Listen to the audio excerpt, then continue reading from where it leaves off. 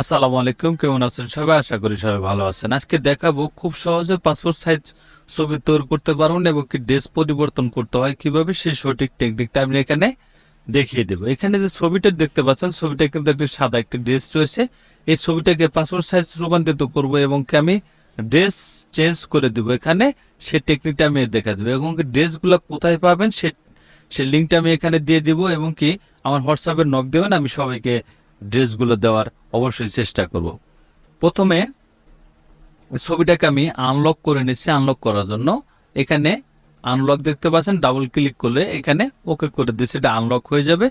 Control যে button press করে একটি লেয়ার আমি করে নিলাম। প্রথমে ছবিটাকে একটু কাজ করে নিতে হবে, আমার একটু সুন্দর করে নিতে হবে। সুন্দর করার জন্য এখানে ক্যারেক্টার নিউ অ্যাডজাস্টমেন্ট লেয়ার দেখতে পাবেন, এখানে সলিড কালার, এখানে আমি হোয়াইট কালার পেস্ট করে দিতে ওকে করে দিচ্ছি।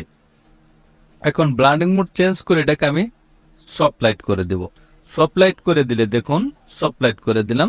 এখন দেখুন ছবিটা কিন্তু একটি ক্লিকে ছবিটা অনেকটা সুন্দর হয়ে গেছে এবং এটা ফিলটা আমি একটু কমিয়ে দিয়েছি।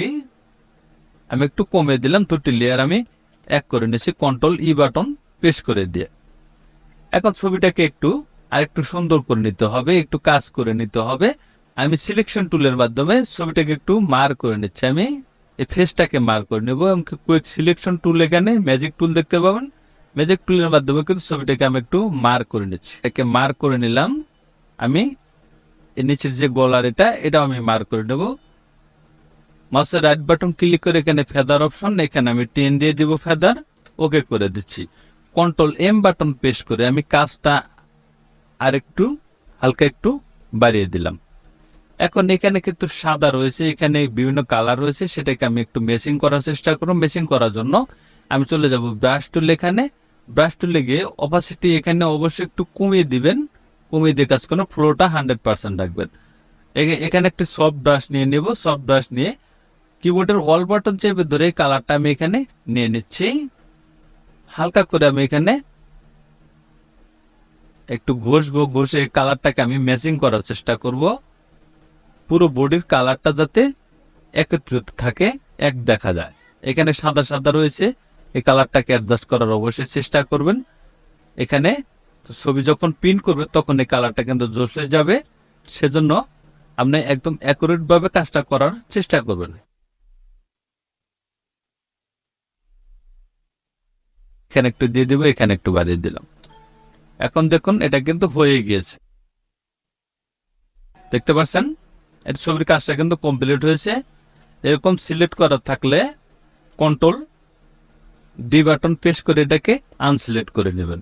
এখন ছবিতে আমি ড্রেসে রূপান্তরিত করব, ড্রেস চেঞ্জ করে নেব এবং তারপর আমি ব্যাকগ্রাউন্ডটাকে চেঞ্জ করে নিচ্ছি। ব্যাকগ্রাউন্ড চেঞ্জ করার জন্য এখানে ম্যাজিক টুলে যাব, এটাকে প্রথমে আমি একটু সিলেক্ট করে নিচ্ছি এবং কি কুইক সিলেকশন টুলের মাধ্যমে এটা কিন্তু আমি সিলেকশন করে নিতে পারি। ব্যাকগ্রাউন্ড চেঞ্জ করার জন্য শিপ ধরে এটাকে আমি এই বর্তমান এটাকে মার্ক করে দিলাম। মার্ক করে এখানে রয়েছে, এখানে আমি একটু মার্ক করে দিলাম। Control shift I button press করে পিছনের সাইড আমি ইনভার্ট করে নিলাম। ইনভার্ট করে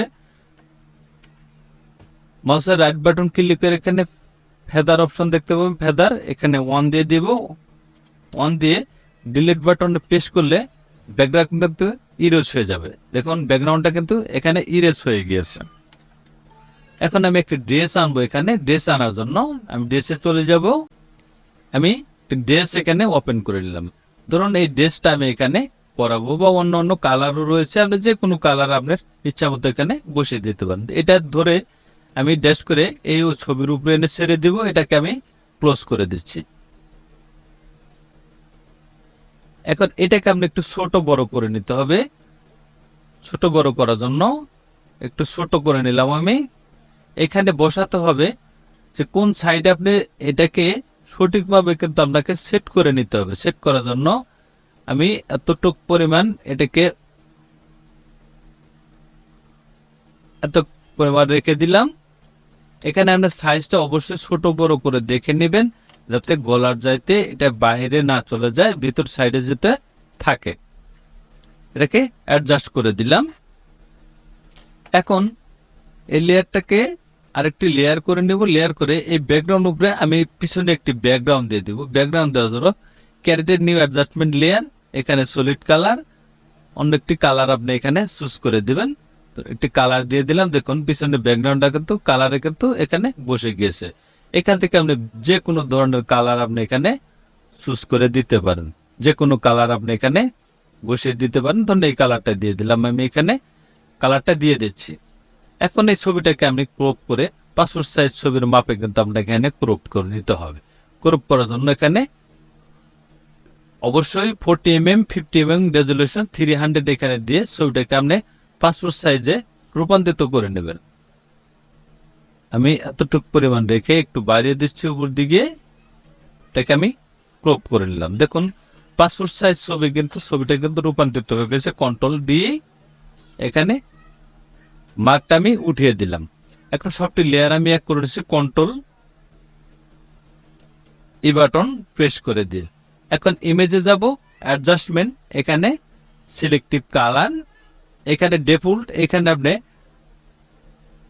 কালার এখানে ব্ল্যাক সিলেক্ট করে দিয়ে এটাকে একটু বাড়িয়ে দিবেন যাতে ড্রেসটাও কালো হবে। যতটুকু যে জায়গা আপনার কালোর প্রয়োজন সেই জায়গাটা কিন্তু এখানে কালো হয়ে যাবে। এটাকে আমি ওকে করে দিচ্ছি। এখন আপনি এটা ছবিটাকে আপনি সাজিয়ে নিতে পারেন। কন্ট্রোল এন বাটন প্রেস করে দিব। একটি এ4 সাইজ একটি পেজ আমি এখান থেকে নিয়ে নেব।